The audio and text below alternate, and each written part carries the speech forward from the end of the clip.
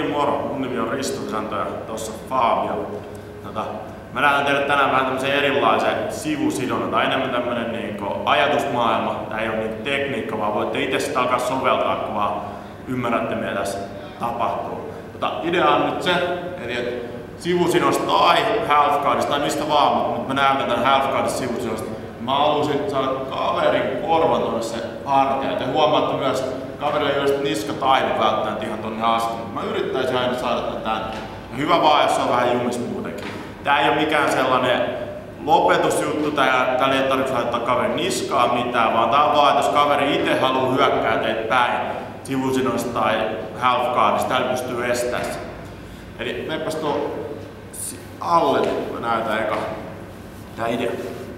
Eli ensinnäkin tää on se tapa, miten mä pidän sivusidontaa. Mulla on aina varpaat täällä. Tälleen, jolloin mä automaattisesti työnnän eteenpäin. Nyt mä oon tälleen vähän taaksepäin, niin mulla on varpaat aina näin. Sitten ensimmäinen asia, mitä mä pidän aina tätä alempaa kättä. Yritän pitää täällä kaverin kyynärpää alla. Mä en ikin pidä tätä normaalia, mä en tykkää siitä, se ei toimi mulle oikein. Vaan mä pidän sitä vaan täällä kyynärpää alla. Sitten tää käsi. Tällä mä lähden nyt tuomaan korvaa tänne hartiaan. Ja nyt tässä on tärkeä juttu, miten se pitää aina olla tuossa korvan yläpuolella tänne. Joka vielä ylemmäs, mutta ei saa mennä alemmas. Silloin te liikutte koko kaveriin, se ei liiku, vaan mä haluan vaan tuon pään tonne hartiaan. Eli tää toi osa suurin piirtein tuohon korvan kohdalle vähän yläpuolella. Sitten mä saan helposti kaverin päälle, vaikka laittais vastaan, niin mä saan sen tänne menee. Ja tuon sen vaan. Nyt mä yleensä saatan pitää vaan tällaista haljoitet. Minkä takia tää on hyvä, niin jos nyt Henri lähtee tulee mua päin, vaan mitä vääntää sen niskaa niin paljon, että se ei halua. Jolloin se haluaa mennä vaan tuon toiseen suuntaan. Ja tää käsi, mikä mulla on täällä alla, käänny vaan. Käänny. Mä pystyn hidastamaan kaveria. Täältä saa sen parhaan paikan, eli seläotto. Eli täältä vaan, tällainen liike. Kaveri yleensä itsekin vähän kääntyy sen takia. Mitä enemmän se haluaa tulla mua päin, sitä vaikeampaa tää on. Tää on tosi helppo saada.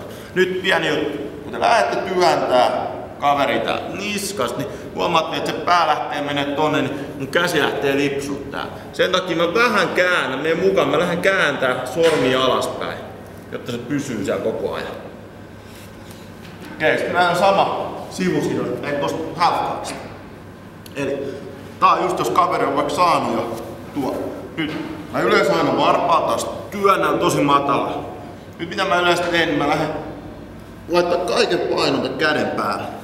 Vaikka kaveri pääsee tonne, nyt tää käsi tuohon naamaan eteen. Tästä taas tuolta korvaa yläpuolelta lähden työntää. Nyt jos kaveri työntää vastaan, huomaatte, että se ei oo kiva. Ja mä yritän saattaa korvan tänne.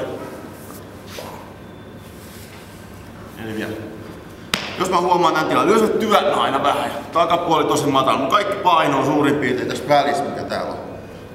Blokkaan, siirrän vähän painoa sinne. Ja nyt mun pitää saada kaveri pakotettua takas tonne. Eli tuohon naamaan eteen. Nyt se tulee tähän nenän yläpuolelle. Ja lähden tää ohjaa kaveri korvalta. Ei ite tulee aina tähän. Ja vielä tämmönen variaatio. Ei tarvi olla näin. Mä ite käytän tällaista. Tosta. Ja mä käytän S-grippi.